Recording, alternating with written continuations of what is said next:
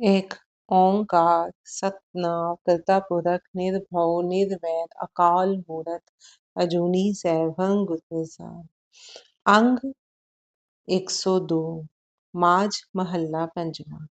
महल्ला पंजवा mean से गुरु अर्जन देव जी की रचना है। तू पेड़ साख तेरी फूली, तू सूखम हुआ अस्थूली। हे प्रभु, तू ऐसा पेड़ है जिसकी फली फूली टहनियां सारी सृष्टि है। तू ही अदृश्य एवं सूक्ष्म था, जो अब स्थूल रूप में चारों ओर दृष्टिमान है। क्या समझा रहे हैं गुरु महाराज कि हे प्रभु, तू ऐसा पेड़ है जो ये सारी सृष्टि है, ये तुझ पेड़ की सारी टहनियां है। तू ही सूक्ष्म रूप में था। सूक्ष्म रूप प्रभु का कौन सा है? जब सृष्टि की रचना नहीं हुई थी, जब प्रभु आप ही आप था, उसका निर्गुण रूप जो हम कहते हैं, उसने अपने किसी गुण को, किसी रूप को उजागर नहीं किया था, तब वो सूक्ष्म रूप में वो आप ही आप स्थित था। जो आज हम सृष्टि देखते हैं, वो प्रभु का वो सार्थक रूप है, वो स्थूल रूप है, जिसमें प्रभु के गुण उजागर हुए हैं, जिसमें प्रभु ने अपने गुणों से, अपनी शक्ति से इस सृष्टि की रचना की है। वो प्रभु का सरगुण रूप है, या हम कहें कि वो प्रभु का स्थूल रूप, दृष्टिमान रूप है, जिसमें वो सृष्टि की रचना करके उसकी पालना कर रहा है और उस सृष्टि में स्वयं भी विराजमान है। इस तरह से विराजमान है कि सृष्टि के कण कण में वो विराजमान है। तू जल निधि तू फेन बुदबुदा, तुद बिन अवर न भालिए जी। हे प्रभु, तू ही समुद्र है, तू ही समुद्र की झाग है। समुद्र देखा है ना, समुद्र भी तू ही है, क्योंकि समुद्र के कण कण में भी तू ही बसा हुआ है। जो उसकी लहरों के कारण जो झाग बन रही है, वो झाग भी तू है, क्योंकि उसमें भी तेरा अंश मौजूद है। तू ही पानी रूपी जीवन का बुलबुला है। जो ये जीवन है, ये पानी के बुलबुले की तरह है, जो क्षण भर के लिए बना है और फिर इसका विनाश तय है। तो वो पानी रूपी जीवन का बुलबुला भी तू ही है। तेरे बिना अन्य किसी की खोज की आवश्यकता नहीं है। अगर खोजने की आवश्यकता है, तो तुझे खोजने की आवश्यकता है। तेरे अलावा अन्य सृष्टि में कोई भी ऐसी चीज नहीं है जिसको खोजने की हमें आवश्यकता है। और वो खोज कहाँ है, कहाँ शुरू होती है? हमारे बाहर से लेकर हमारे भीतर की ओर जाती है। जो भीतर का रास्ता पकड़ लेगा, उसकी ये खोज किसी हद तक पूरी हो जाएगी।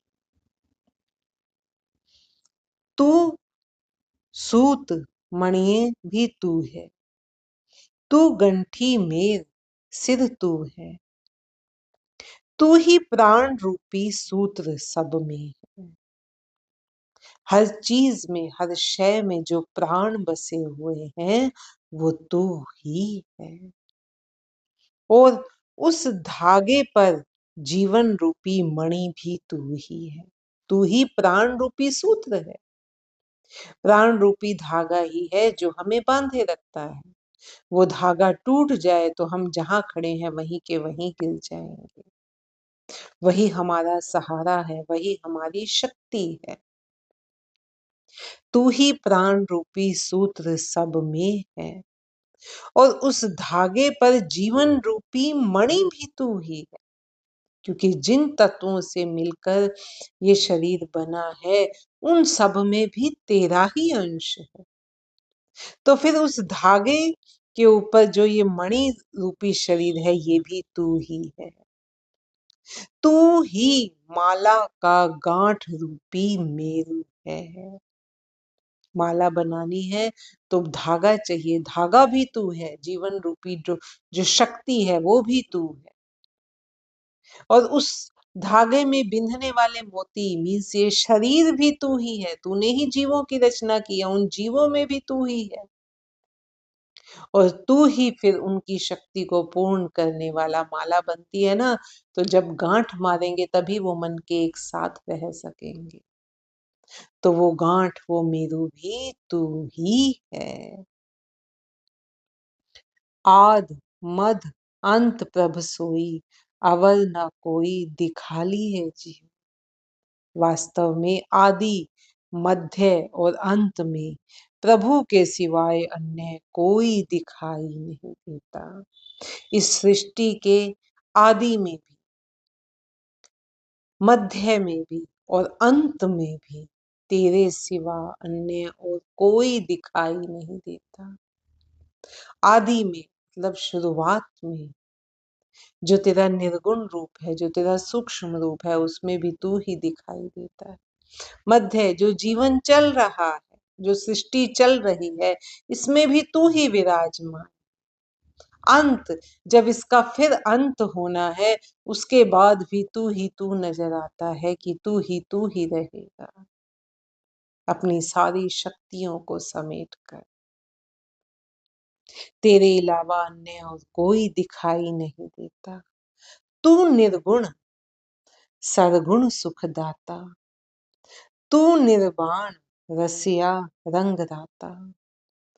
तू सुखदायक निर्गुणी सगुण स्वयं ही है। निर्गुणी जहां कोई गुण नहीं बस रहा, वो सूक्ष्म रूप तू ही है। और सद्गुण रूप में अपने गुणों के साथ जो तूने विस्तार किया है वो भी तू ही है। तू कण कण में बसता है, लेकिन हम कहें हम सब में उस प्रभु का अंश है, लेकिन जो उसका अंश है ना वो प्योर ही है। उस पर माया का कोई प्रभाव नहीं पड़ता।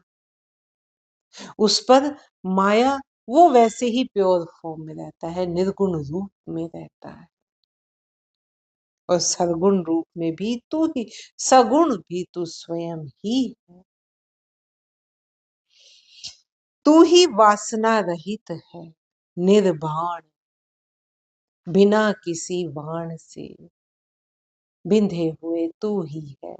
मीन्स वासना रहित है और संसारिक रंगों में लीन रसिक भी तू ही है। जो जो माया में लिप्त है उनमें भी तू ही विराजमान है। प्योर फॉर्म में आत्मा रूप में तू निर्गुण है ना।